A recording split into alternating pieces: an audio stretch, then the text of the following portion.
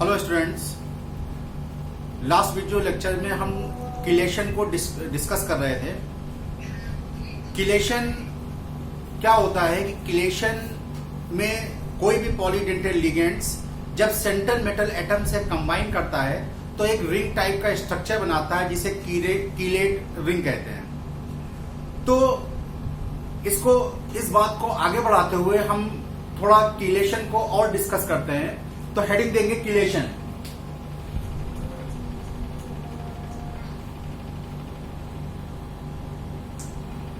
Heading देंगे chelation.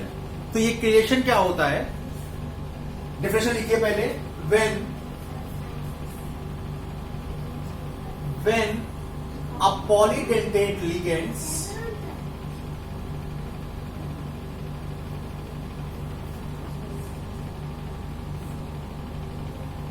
when a polydentate ligands simultaneous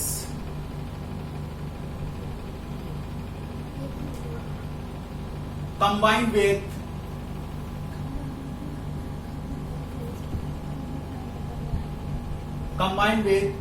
central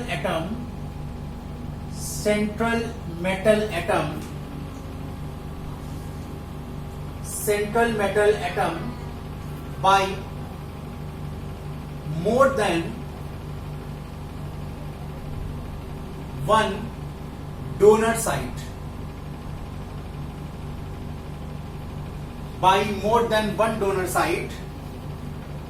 then a ring type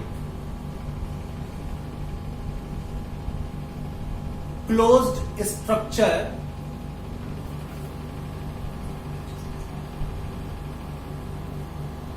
is obtained. Ring type closed structure is obtained, known as metal chelate.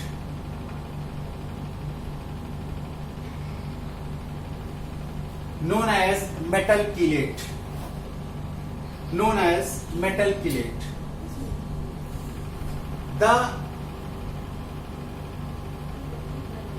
ligands participate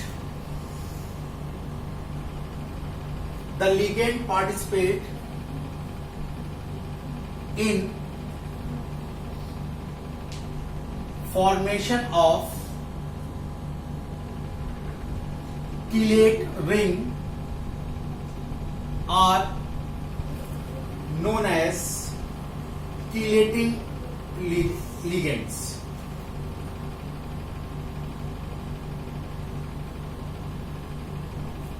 Is known as chelating ligands. The process is known as chelation. यह है chelation. When a polydentate ligand, polydentate मतलब जिनकी density एक से ज्यादा हो, चाहे वो बाइडेंटेट हो, ट्राइडेंटेट हो, टेट्राडेंटेट हो, पेंटाडेंटेट हो या हेक्साडेंटेट हो, जिनकी डेंसिटी एक से ज्यादा हो वो पॉलीडेंटेट कहलाएंगे। जब पॉलीडेंटेट लिगेंड्स किसी मेटल एटम से कंबाइन करेंगे अपने एक से ज्यादा डोनर साइट के साथ तो एक रिंग टाइप स्ट्रक्चर बनेगा जिसे मेटल कीलेट कहते हैं। जैसे कोई एग्जांपल ले लें, इसका स्क्रीनशॉट ले लें। कोई एग्जांपल हम लेते हैं।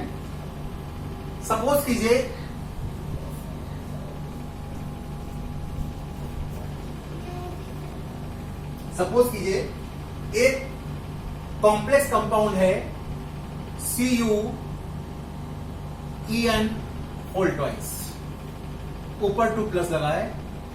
अब इसका स्ट्रक्चर कैसा होगा? EN देखिए बाइडेंटेट है। EN मतलब एथिलीन डाई एमीन।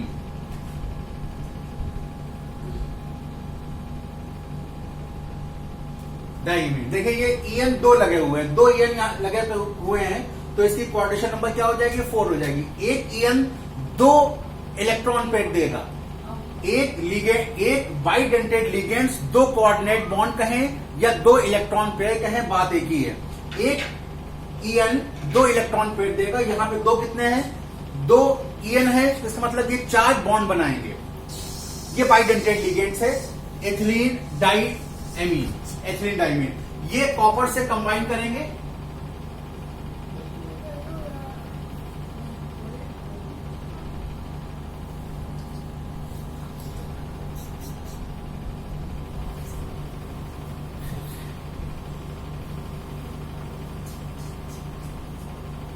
ये दो डाइएमीन है, ये कोऑर्डिनेट बॉन्ड बनाएंगे। एक बाइडेंटेड लिगेंड्स दो कोऑर्डिनेट बॉन्ड बनाता है, तो दो कितना बनाएंगे, 4 बनाएंगे, वही इसकी कोऑर्डिनेशन नंबर होगी। देखिए एक रिंग इसने बनाई, जब अपने दोनों डोनर साइड से ये कंबाइन हुआ सेंट्रल मेटल एटम से, तो इसने एक रिंग टाइप का स्ट्रक्चर बनाया। एक रिंग ये है, एक रिंग ये है, ये है मेटल किलेट, इसे कहेंगे मेटल किलेट, ये है मेटल किलेट। ठीक है, एक और एग्जांपल देख लीजिए, स्क्रीनशॉट ले लीजिए इसका। एक और एग्जांपल देखिए,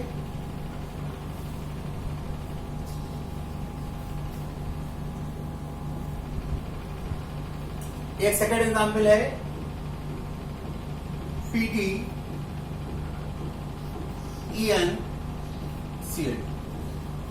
अब देखिए यहां पर एथिलीन EN क्या, एथिलीन डाइएमीन एक लगा हुआ है, एक एथिलीन डाइएमीन लगा हुआ है और 2 क्लोरीन लगे हुए हैं, तो कैसे स्ट्रक्चर बनेगा इसका।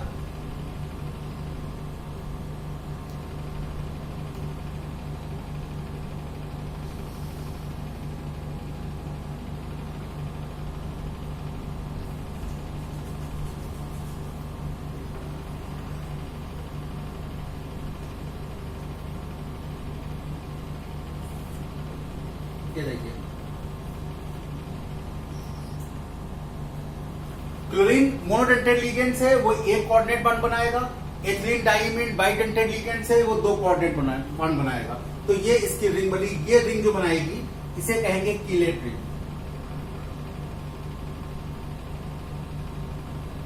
याद रखिए मोनोडेंटेड लिगेंड किलेट रिंग नहीं बनाते।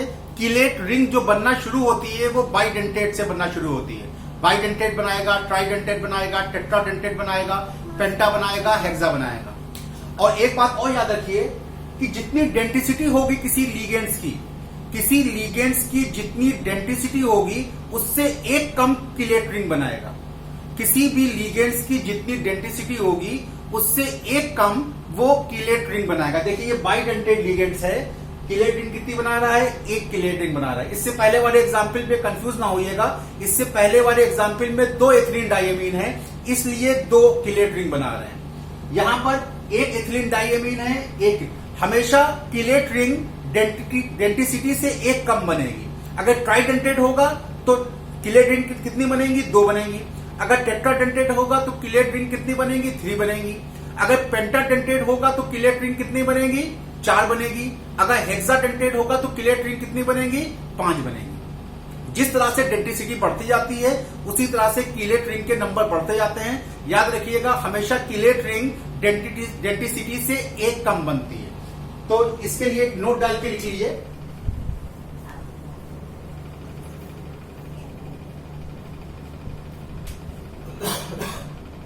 Number of chelate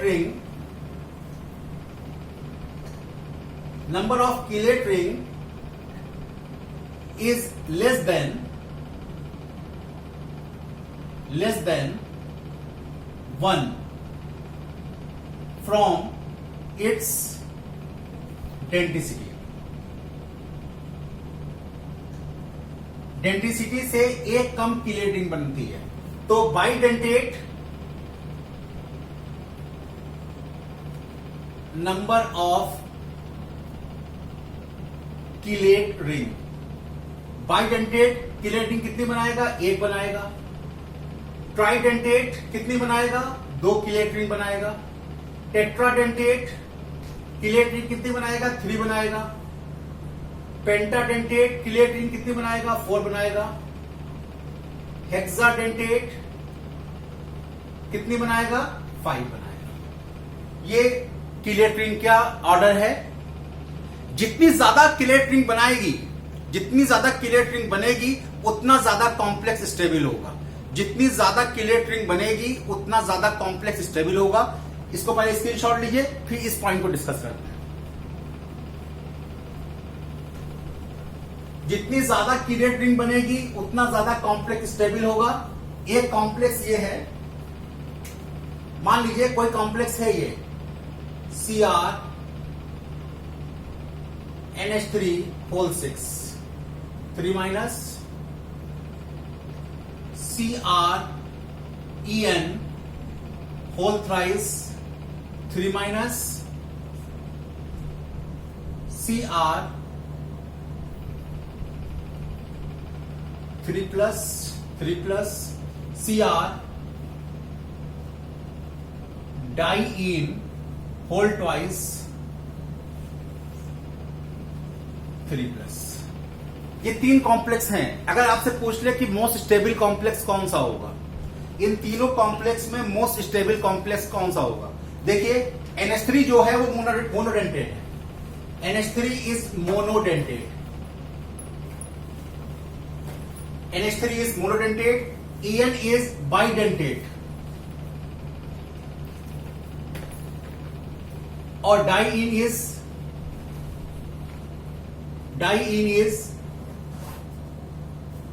tridentate. Monodentate chelate ring नहीं बनाते। बाइडेंटेट में एक किलेट रिंग बनेगी, ट्राइडेंटेट में 2 किलेट रिंग बनेगी। सबसे ज्यादा स्टेबल कौन होगा? सबसे ज्यादा ट्राइडेंटेट का कॉम्प्लेक्स स्टेबल होगा, उसके बाद बाइडेंटेट स्टेबल होगा। इसका screenshot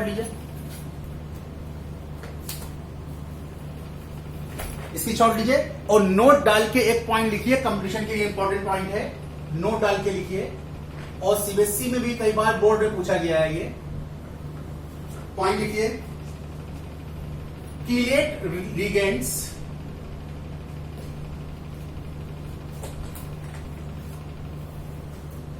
ligands form more stable complex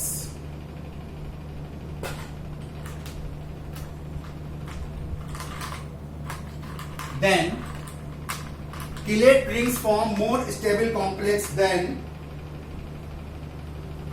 monodentate ligands.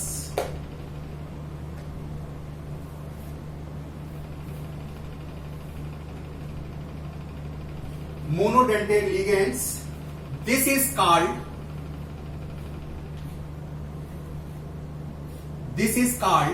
chelate effect.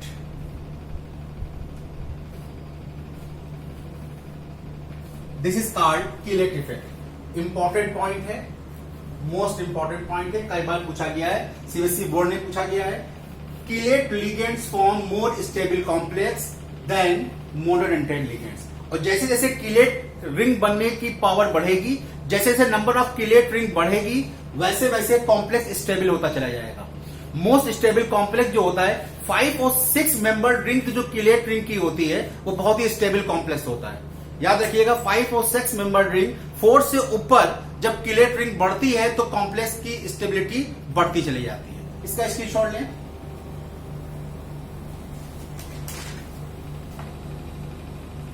हाँ, अब हेडिंग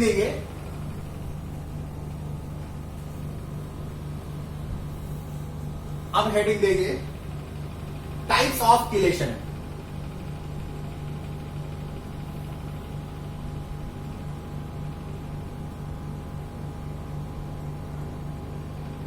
टाइप्स ऑफ किलेशन। देखिए किलेशन 4 टाइप का होता है। 4 टाइप का किलेशन होता है। Number first, bidentate chelation. Bidentate, tridentate,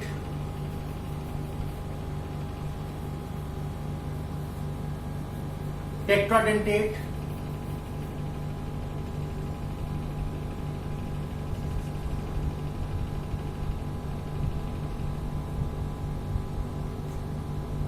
और हायर किलेशन। ये 4 तरह का किलेशन होता है। बाइडेंटेट का एग्जाम्पल है, बाइडेंटेट भी पढ़ा चुके हैं आपको, PT Cl2 होती है। ये बाइडेंटेट का एग्जाम्पल है। ट्राइडेंटेट का PTCl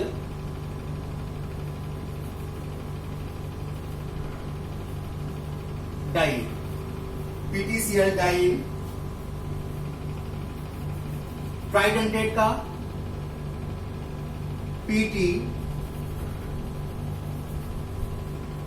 ट्राइन, PT ट्राइन +2। अभी हायर को डिस्कस नहीं करेंगे। ये 3 कॉम्प्लेक्स हैं, इन तीनों के स्ट्रक्चर बना लीजिए। इसका स्ट्रक्चर कैसे बनेगा?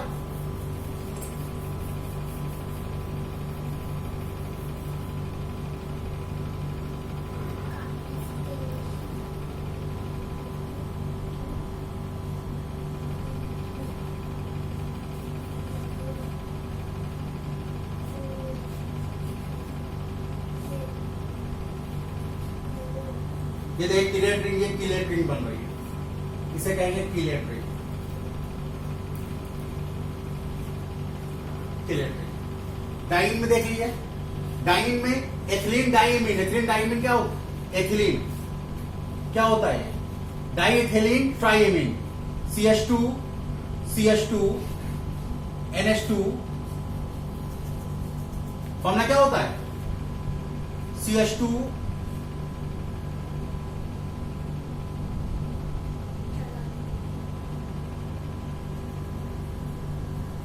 ये है डाइएथिलीन ट्राइमीन। देखिए बनाइए कॉम्प्लेक्स इसका। इसका कॉम्प्लेक्स क्या बनेगा? कैसे कॉम्प्लेक्स बनेगा इसका? देखिए ये CH2,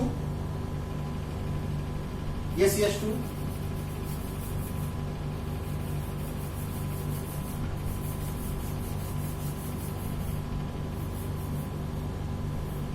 ये देखिए NH, ठीक है।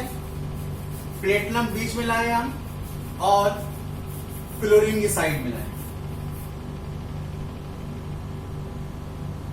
ये देखिए डाइन ट्राइडेंटेट है, 2 रिंग बन रही है। एक रिंग ये बन रही है और दूसरी रिंग ये बन रही है, ठीक है। इसका स्क्रीनशॉट ले, फिर उसको बताते हैं।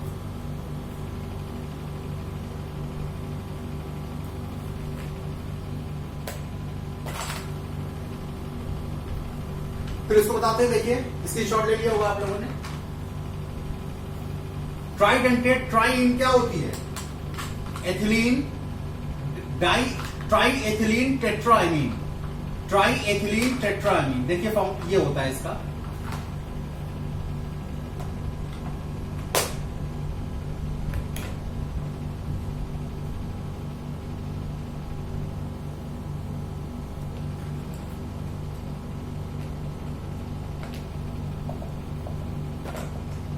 चार डोनर साइड हैं।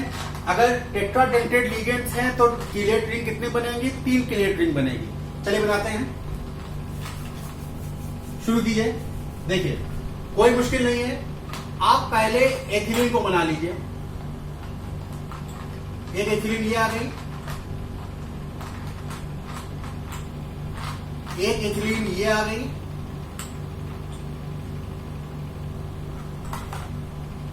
एक एथिलीन ये आ गई, ठीक है। NH2 दोनों के किनारे पे लगा हुआ है, तो एक NH2 को यहां पे लगा दीजिए और एक NH2 को यहां पे लगा दीजिए, ठीक है। अब 2 CH2 से NH कवर्ड है, NH कवर किए गए हैं, तो एक NH यहां पे हमने लगा दिया और एक NH यहां पे लगा दिया। बन गए 4 डोनर साइड हो गई। एक डोनर साइड, दूसरी डोनर साइड, तीसरी डोनर साइड, चौथी डोनर साइड। अब मेटल को आप बीच में ले आए PT में, सबको इलेक्ट्रॉन ट्रांसफर कर दीजिए। एक देखिए इलेक्ट्रॉन इससे आया, एक इससे आया, एक इलेक्ट्रॉन इससे आया और एक इलेक्ट्रॉन पे इससे आया। देखिए कितने रिंग बनी है? 1 रिंग, 2 रिंग, 3 रिंग। टेट्राडेंटेट से 3 कीलेट रिंग बन गई। बता लीजिए, स्क्रीनशॉट लीजिए।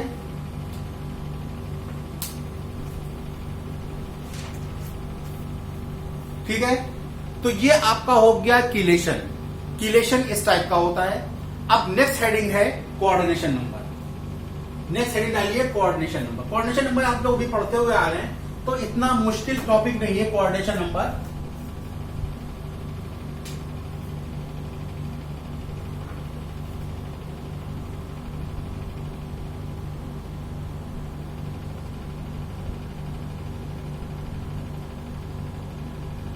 Coordination number. देखिए कोऑर्डिनेशन क्वेश्चन पढ़ रहे हैं आप, कोऑर्डिनेशन नंबर मतलब लिगेंड्स सेंट्रल मेटल एटम से जितने कोऑर्डिनेट बॉन्ड बनाएगा वो उसकी कोऑर्डिनेशन नंबर होगी। लिगेंड्स सेंट्रल मेटल एटम से जितने कोऑर्डिनेट बॉन्ड बनाएगा वो उसकी कोऑर्डिनेशन नंबर होगी। Monodentate ligands single coordinate bond बनाते हैं, इसलिए जितने सेंट्रल मेटल एटम से मोनोडेंटेड लिगेंड जुड़े होंगे उतनी ही उसकी कोऑर्डिनेशन नंबर हो जाएगी। मोनोडेंटेड लिगेंड सिंगल बॉन्ड बनाते हैं, bidentate ligand double coordinate bond बनाते हैं, ट्राइडेंटेड ट्रिपल बनाते हैं। इस तरह से इसकी कोऑर्डिनेशन नंबर बढ़ती जाएगी। जैसे तो लिख लीजिए इसमें the number of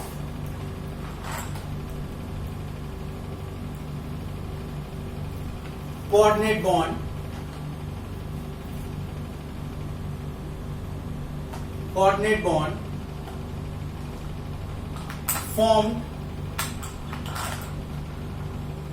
formed by ligands with central metal atom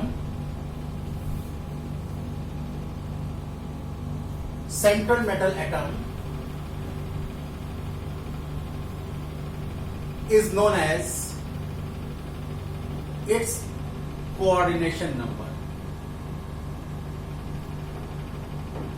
Is known as its coordination number. In case of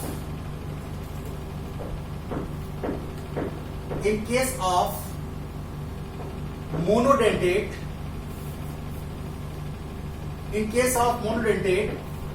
coordination number is equal to number of ligands attach is equal to number of ligands attach. जैसे ये complex है CrNH3 3+, ये complex है अगर, तो इसमें ammonia जो है वो क्या है, मोनोडेंटेड लिगेंड्स है। तो कितने अमोनिया जुड़े हुए हैं, 6, तो क्रोमियम की कोऑर्डिनेशन नंबर कितनी हो जाएगी, 6 हो जाएगी। तो in case of monodentate ligand coordination number is equal to number of ligands attach. और बाइडेंटेड में इन केस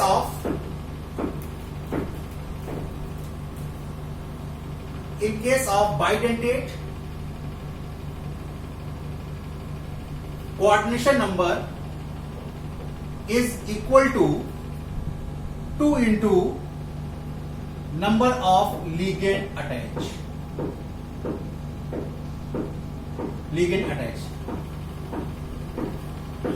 ले लिए, स्क्रीनशॉट लीजिए। अब कुछ कंपाउंड्स हम दे रहे हैं, उनकी कोऑर्डिनेशन नंबर बताइए। कुछ कॉम्प्लेक्स कंपाउंड दे रहे हैं, उनकी कोऑर्डिनेशन नंबर आप डिस्कस कीजिए। जैसे एक है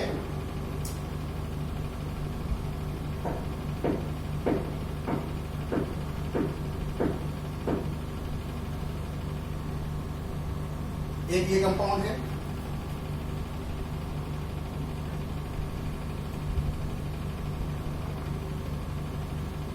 एक ये कंपाउंड है, दूसरा कंपाउंड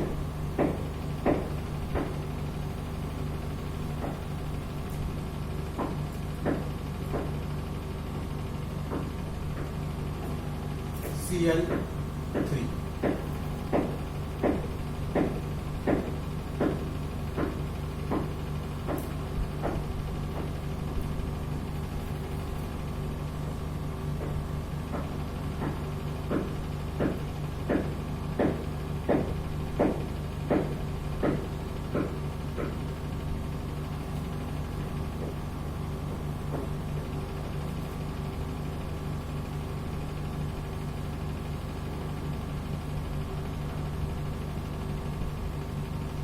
सभी कोऑर्डिनेशन नंबर बतानी है आपको। देखिए यहां पर आपको ब्रैकेट के बाहर से कोई मतलब नहीं, बता चुका हूं कि ब्रैकेट के अंदर की केमिस्ट्री को ही आपको पढ़ना है। Ni से कितने लिगेंड जुड़े हुए हैं, 4, और 4 जो लिगेंड जुड़े हुए हैं वो क्या है, मोनोडेंटेड लिगेंड्स है। तो Ni की कोऑर्डिनेशन नंबर कितनी हो जाएगी, coordination number of nickel is equal to 4। यहां पर Fe क्या है, कितने लिगेंड जुड़े हुए हैं, 6, और water is a monodentated ligands, तो coordination number of Fe is equal to 6। यहां पे CO कार्बोनिल, यहां पे क्या होगा, 4 जुड़े हुए हैं, मोनोडेंटेड है, तो coordination number of nickel is 4। यहां पे देखिए कोबाल्ट से 3 लिगेंड जुड़े हुए हैं और लिगेंड कौन सा है, En, बाइडेंटेड लिगेंड्स है, तो इसकी कोऑर्डिनेशन नंबर कितनी हो जाएगी, 3 इंटू 2 6। कोबाल्ट की coordination number of cobalt is equal to 6। यहां पे देखिए ऑक्सिलेट जुड़ा हुआ है, ऑक्सिलेट की कोऑर्डिनेशन नंबर, ऑक्सिलेट क्या है, बाइडेंटेड है, तो बाइडेंटेड इंटू 3 क्या हो जाएगा, coordination number of Fe is equal to 6। ठीक है, स्क्रीनशॉट लें, एक नोट डालिए, एक नोट डालिए जो कंडीशन में आपके काम आएगा, नोट डाल के लिख लीजिए। देखिए सबसे ज्यादा कॉमन कोऑर्डिनेशन नंबर, याद रखिएगा, सबसे ज्यादा कॉमन कोऑर्डिनेशन नंबर 6 होती है। 6 मोस्ट कॉमन कोऑर्डिनेशन नंबर है, उसके बाद कॉमन जो होगी वो 4 होगी, तो 4 और 6 मोस्ट कॉमन कोऑर्डिनेशन नंबर है कोऑर्डिनेशन केमिस्ट्री में, याद रखिएगा, इस पॉइंट को लिख लीजिए। 6 is the most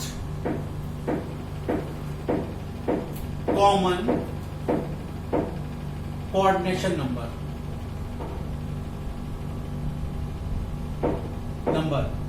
followed by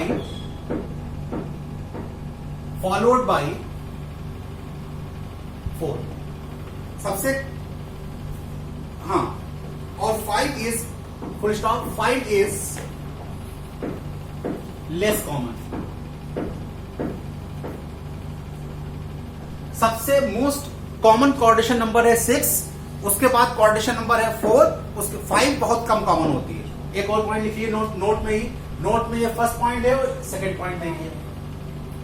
अगर क्रोमियम, ये पॉइंट लिखिए इंपॉर्टेंट है, क्रोमियम +3 ऑक्सीडेशन स्टेट में, मैग्नीज +2, याद रखिए कंडीशन की इंपॉर्टेंट है, मैग्नीज +2, आयरन चाहे +2 में हो और चाहे +4 में हो, सॉरी +3 में हो, +2 में +3, कोबाल्ट +3 में और कॉपर +2 में हमेशा कोऑर्डिनेशन नंबर 6 शो करेंगे। इंपॉर्टेंट पॉइंट है, अगर जल्दी में निकालना हो याद रखिएगा, ऑक्सीडेशन स्टेट निकाल लीजिए और आंख बंद करिए और टिक लगा दीजिए। क्रोमियम की 3, मैग्नीज +2 स्टेट में, आयरन दोनों स्टेट में, कोबाल्ट +3 स्टेट में, कॉपर +2 स्टेट में हमेशा कोऑर्डिनेशन नंबर 6 शो करते हैं। और सेकंड पॉइंट इसमें जिंक +2, कैडमियम +2 और निकल +2 हमेशा कोऑर्डिनेशन नंबर 4 शो करते हैं, याद रखिएगा। और Ag+1 स्टेट में कोऑर्डिनेशन नंबर हमेशा 2 शो करता है, +1 स्टेट में। ये इंपॉर्टेंट पॉइंट है कॉम्पिटिटिव पॉइंट ऑफ व्यू से, कि आपको अगर जल्दी कहीं पर टिक लगाना है तो आपने उसकी मेटल की ऑक्सीडेशन स्टेट निकाली, और ऑक्सीडेशन स्टेट निकालते ही आप समझ जाओगे कोऑर्डिनेशन नंबर इसकी क्या हो सकती है। इन सब आयनों की कोऑर्डिनेशन नंबर 6 होती है, इन सब आयनों की कोऑर्डिनेशन नंबर हमेशा 4 होती है, और सिल्वर की 2 होती है। स्क्रीनशॉट लीजिए। नेक्स्ट हेडिंग है ऑक्सीडेशन नंबर। नेक्स्ट हेडिंग है oxidation number.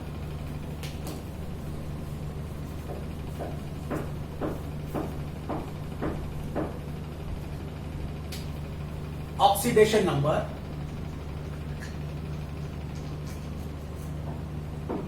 Of central central atom पे ऑक्सीडेशन नंबर क्या होगी?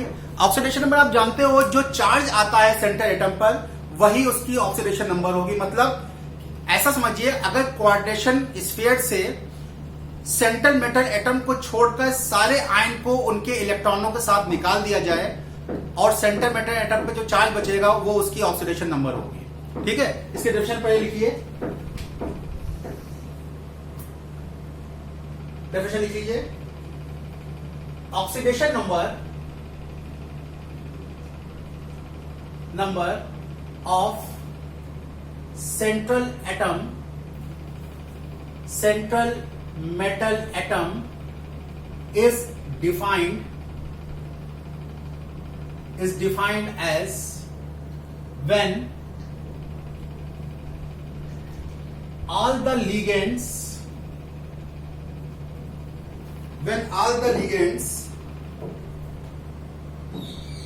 are removed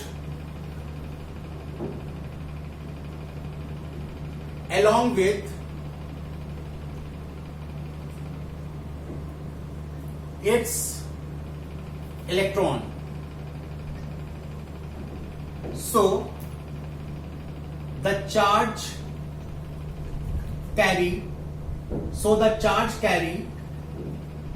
by the central metal atom is known as its oxidation state.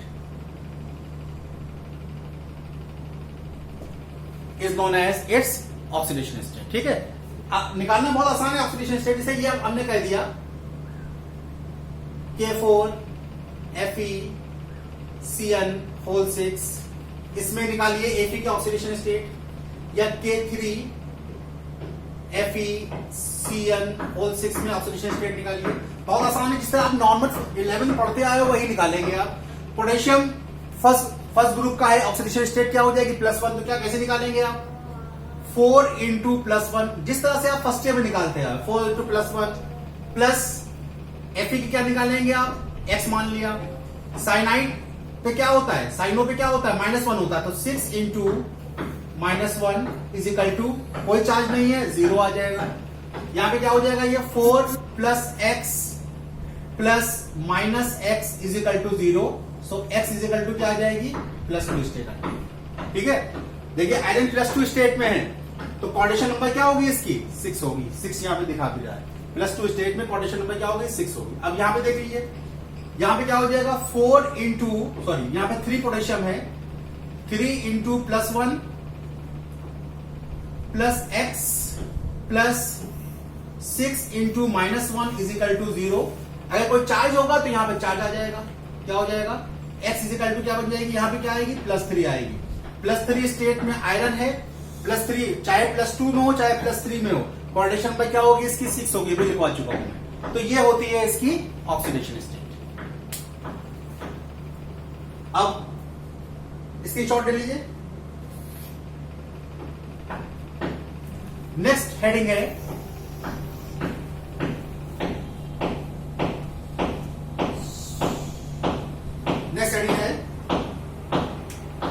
Charge on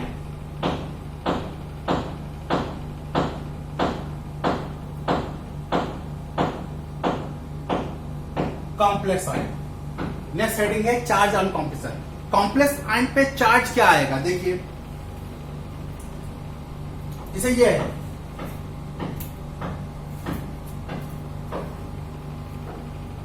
ये है सॉरी -1, तो ये -1 कैसे आया होगा? टोटल चार्ज को प्लस कर दिए। देखिए सिल्वर है, सिल्वर पे क्या होगा? सिल्वर कितनी है? सिल्वर पे +1 है, सिल्वर पे +1 है, और प्लस साइनाइड की क्या होती है? -1। तो 2 इंटू -1 इज इक्वल टू, तो कितनी आएगी? +1 और -2 कितनी आ जाएगी? -1 है। यही चार्ज इस पे चढ़ जाता है, इसी को कहते हैं चार्ज ऑन कॉम्प्लेक्स, इसी को कहते हैं चार्ज ऑन कॉम्प्लेक्स। ठीक है, इसकी शॉर्ट ले लीजिए। अब जो चीज मैं पढ़ाने जा रहा हूं आप लोगों को, वो बहुत ही इंपॉर्टेंट चीज है, और उससे कई कंपटीशन में और बोर्ड में अच्छे खासे क्वेश्चन, एक बोर्ड में क्वेश्चन तो एक उस पर जरूर आता है, और कंपटीशन में भी, नीट में या जेई में रेगुलर इंटरवल पे इस पे क्वेश्चन पूछे जाते हैं। वो चीज है, वो नेक्स्ट टॉपिक है effective atomic number.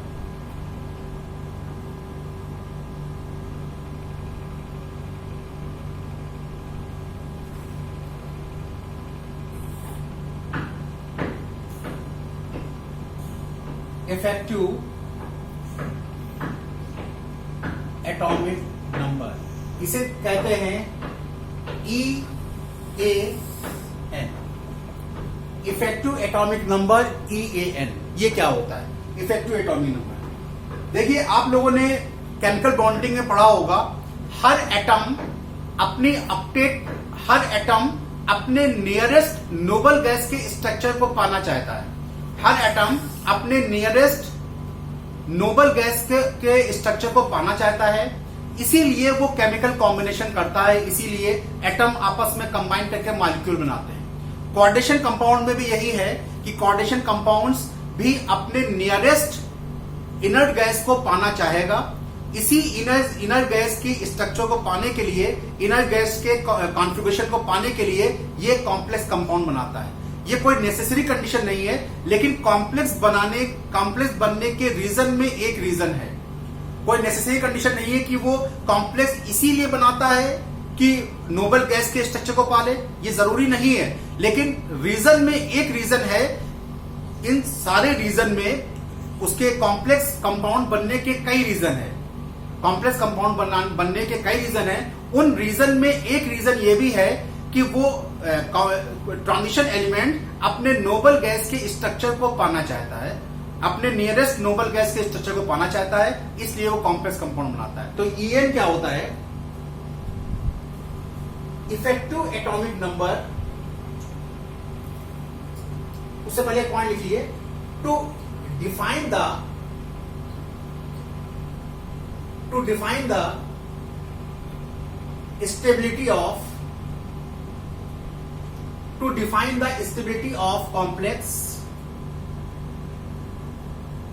complex Sidgwick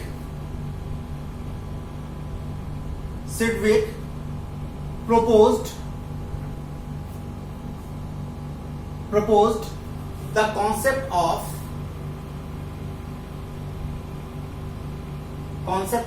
EN। Stability को, कॉम्प्लेक्स की स्टेबिलिटी को डिफाइन करने के लिए एक साइंटिस्ट थे सिडविक, इन्होंने EN का कॉन्सेप्ट दिया। EN होता क्या है? EN effective atomic number is equal to the number of electron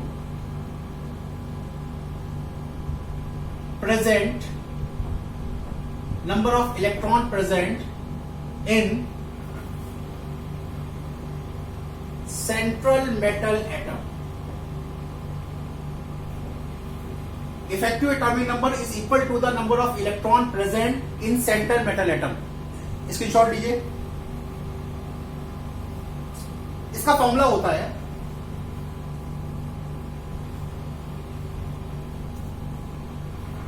देखिए, पहले हम आपको निकालने की ट्रिक बताते हैं, उसका फॉर्मूला बताते हैं। जैसे ये एक कंपाउंड है, कॉमन कंपाउंड है K4FeCN6। अब कहे कि Fe का इफेक्टिव एटॉमिक नंबर बताइए।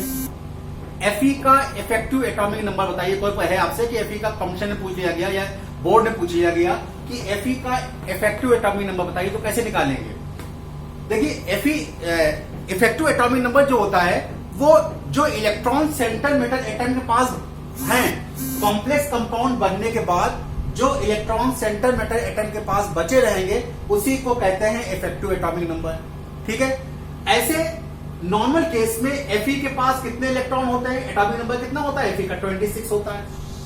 तो नॉर्मल केस में Fe के पास इलेक्ट्रॉन कितने होंगे? 26 होंगे। कॉम्प्लेक्स कंपाउंड बनने के बाद क्या इसके पास इलेक्ट्रॉन इतने ही रहेंगे?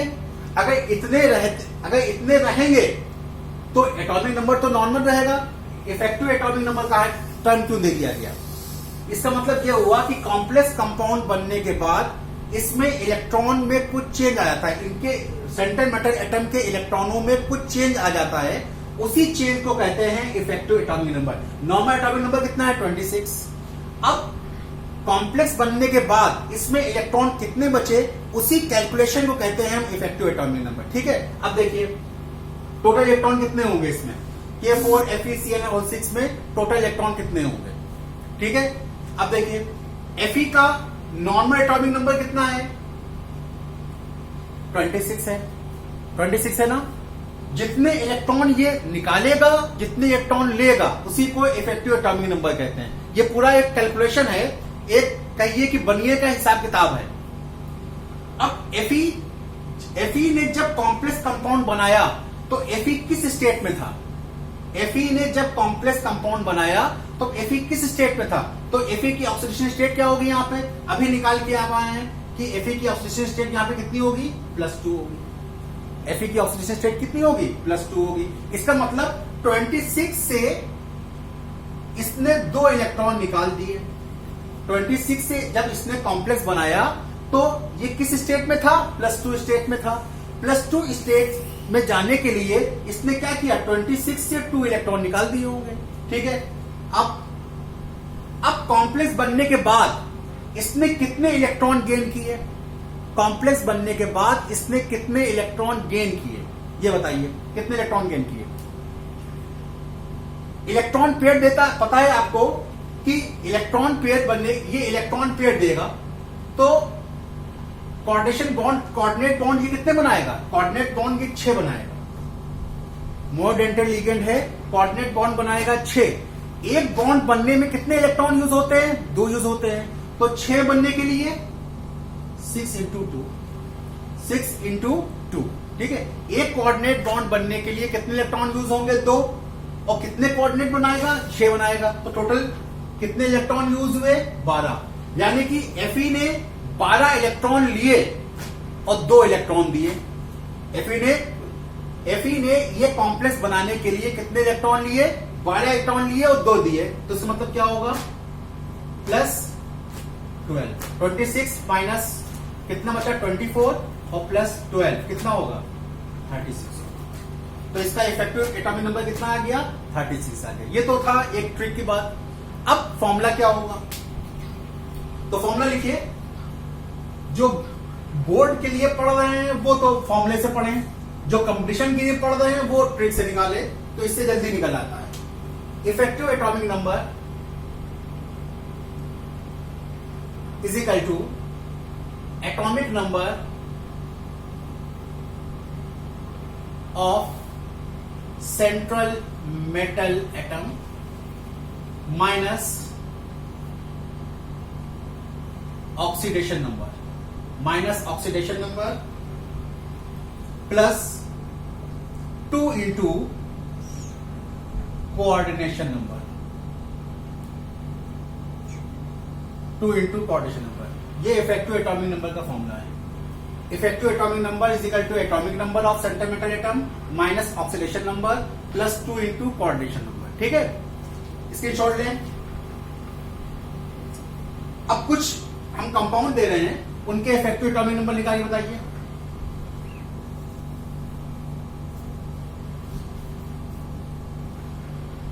जैसे एक कंपाउंड है कॉपर,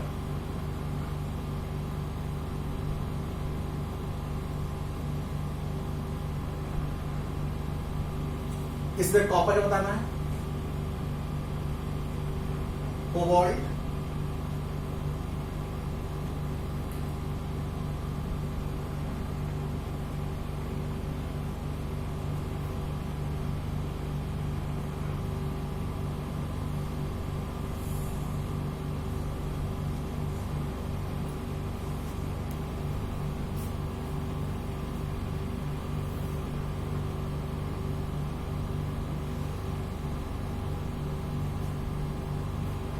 ये इनके, इसमें कॉपर का, इसमें कोबाल्ट का, इसमें निकेल का, इसमें निकेल का। आपको इफेक्टिव एटॉमिक नंबर बताऊं,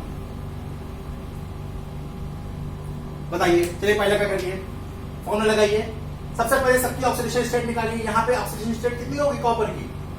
अमोनिया न्यूट्रल है, इस पे -2 होता है तो इस पे कितना आ जाएगा? +2 आ जाएगा। ठीक है, +2 आ जाएगा। इसमें अमोनिया न्यूट्रल है, क्लोरीन पे -1 तो इस पे कितना आ जाएगा? +3 आ जाएगा। यहां पर कार्बोनिल न्यूट्रल कंपाउंड है, 0 होगी तो यहां पर निकल की कितनी होगी? 0 होगी।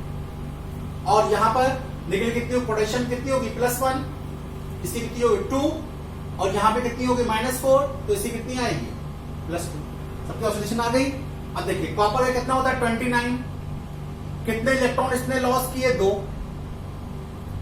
प्लस